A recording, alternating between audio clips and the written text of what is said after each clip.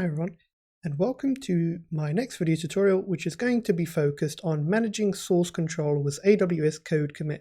Now, you already know that we can utilize Github for managing our source code, but we can also use on the AWS side of things CodeCommit.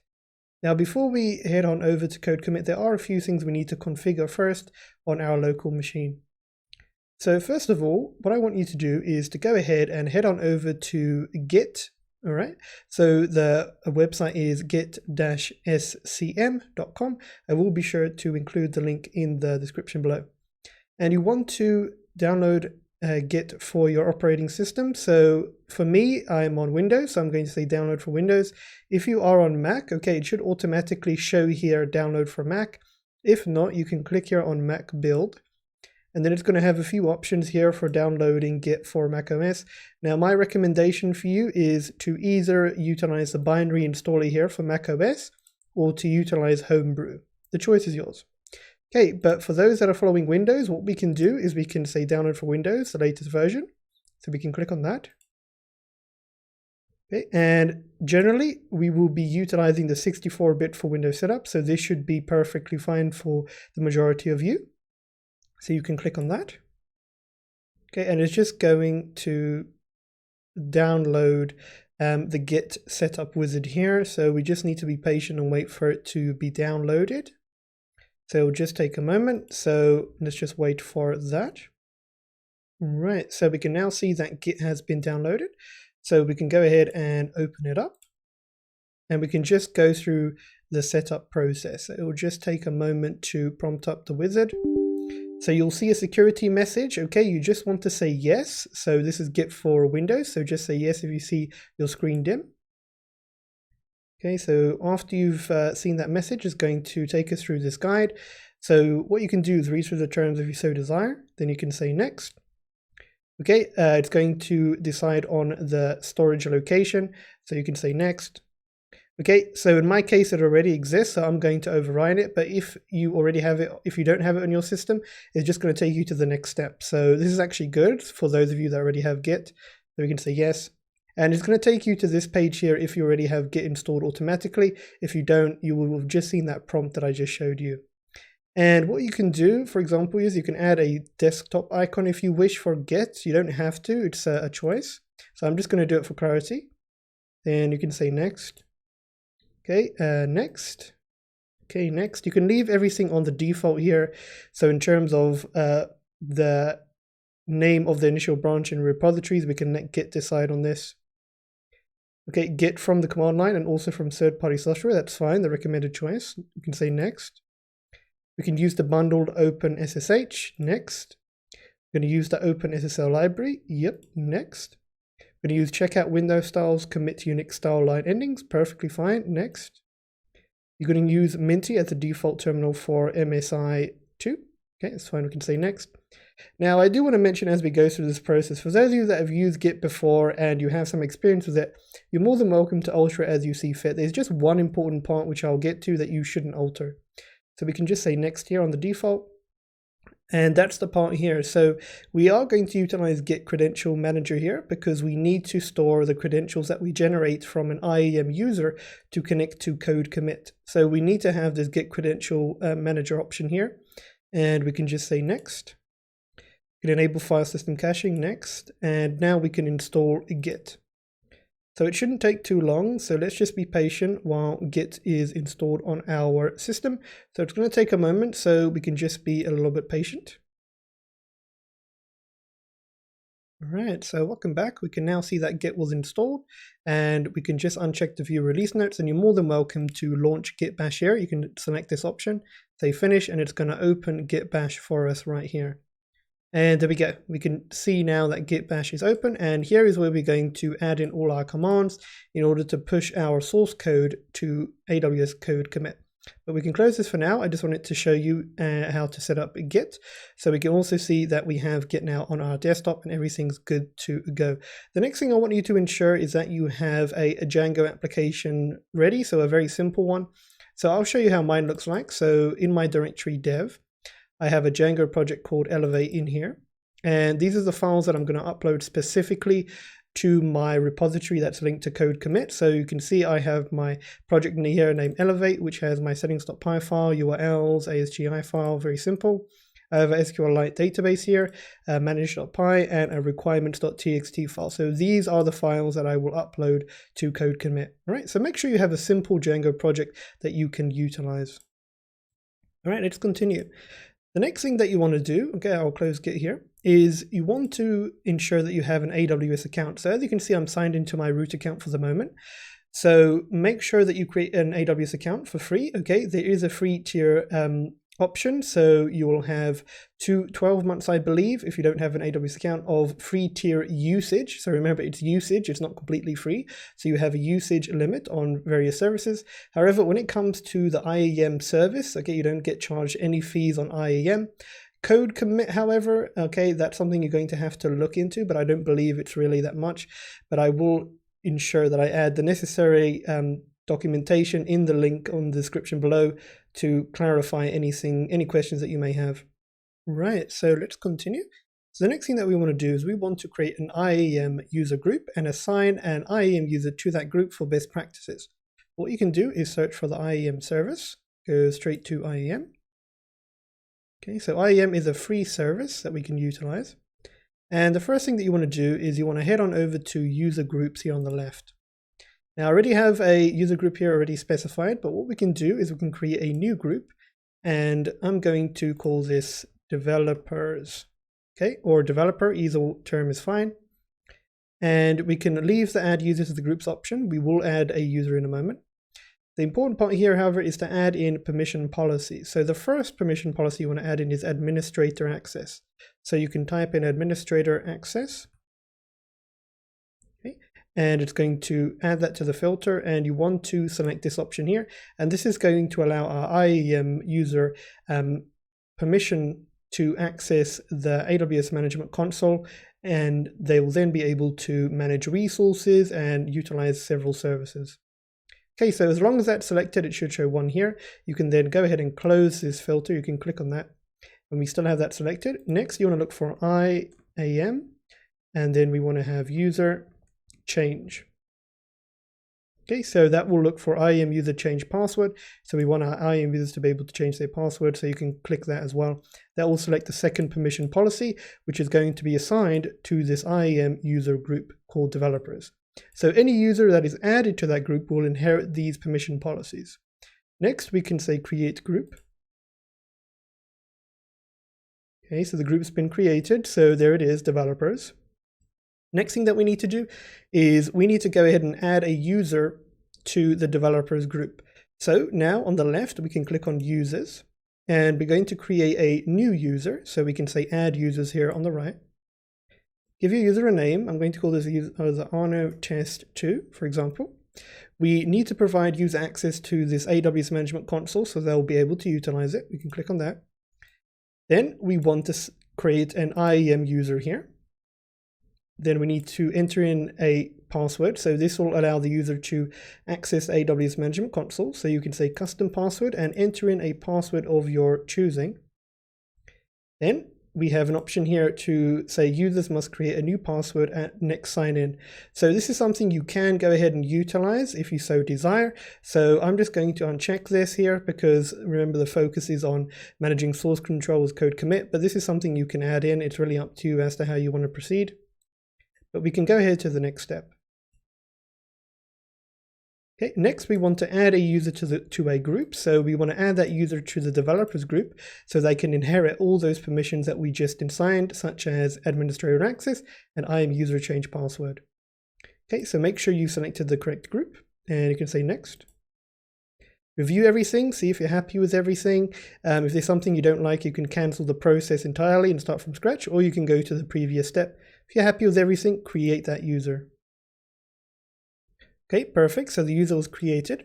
And now you'll be able to see a unique sign-in URL, which you can access if you want to easily go ahead and access your user sign-in. And you can see you have the username for your user and the console password. You can download the .csv file or write it down or email a list of instructions. The choice is yours. So decide how you want to manage your username and password. Once you're happy with that, you can say return to users list. And I'm just going to say continue because I know what my details are. And we can see we have that user ArnoTest2, and he is linked to the group developers. Okay, so that's what you need to do. All right, perfect. So we've got that set up and ready to go. Now, the next thing we need to do is we want to head on to the dashboard in IAM. And here on the right, okay, by account alias here, okay, you can either, if you have an alias here, you can edit it. If you don't, you can say delete. So for you, it's just going to show your AWS account ID here by the alias. So you can say create and give an alias here. So I'm going to set mine as, set something random here.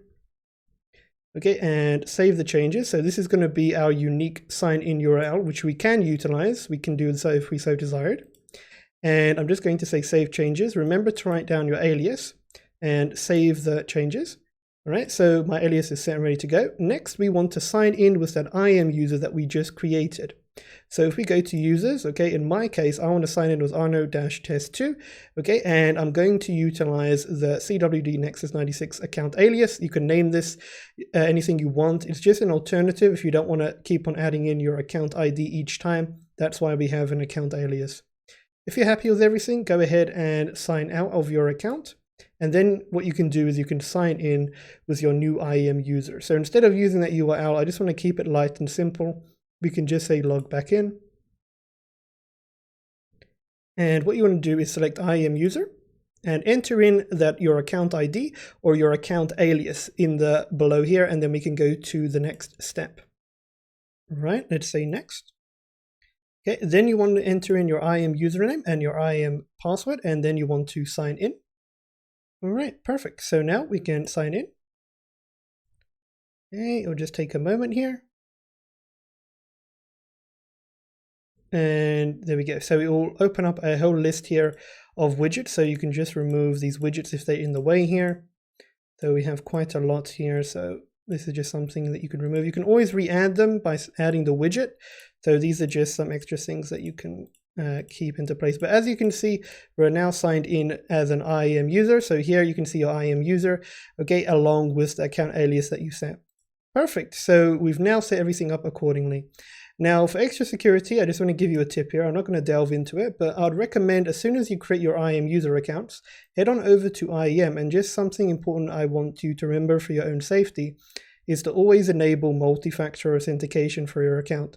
So I'd recommend you add MFA for yourself. So you can add MFA, head on over to the process. It's very simple. Just make sure that you have your virtual device with you, and that you have Google Authenticator in your phone or AllC or anything of the sort. And add multi-factor authentication to protect your IAM user account if this is your first time. Very important, so make sure you don't forget to do so. Okay, so just a tip I want to mention for you. Okay, so that's it in terms of IAM. So now we can go ahead and focus on CodeCommit. Right, so we can type CodeCommit or just code. And as you can see, we can store code in private Git repositories. So you can choose to star this if you wish. So let's head on over to CodeCommit. Okay, so if this is your first time on CodeCommit, it's probably going to show you this page here, which is on getting started on the info panel.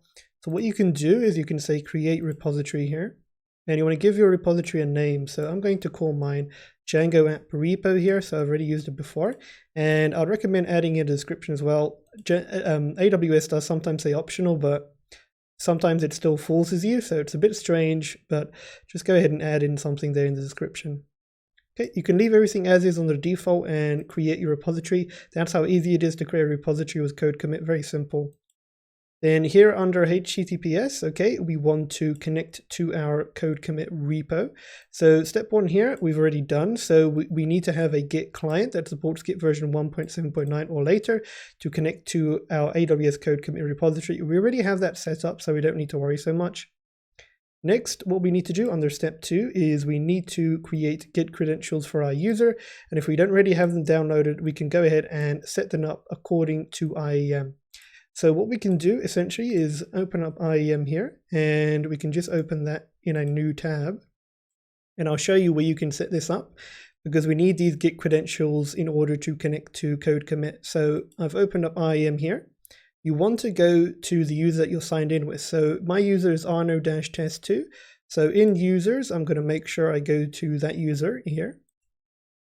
then you want to navigate to security credentials, and you want to scroll down until you see HTTPS get credentials for AWS CodeCommit.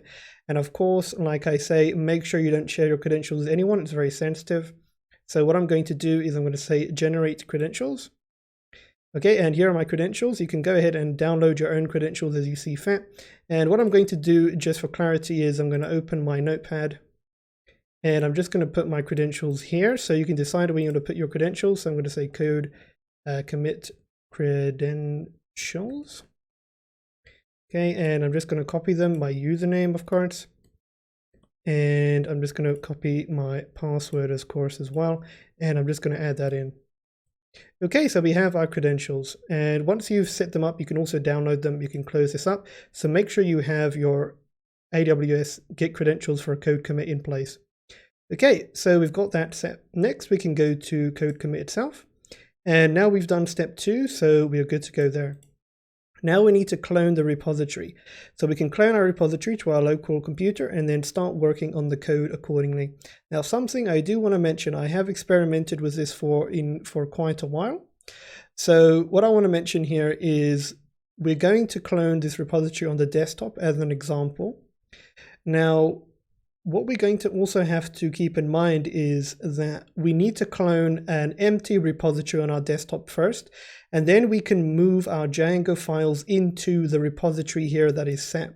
Okay, now once you've added in your Django files to this repository accordingly, okay, then from then on, you don't need to worry about having to move files across. Okay, you can just work within this repository, okay, with your future changes. So you only need to do it once. Okay, this will make more sense if I do it.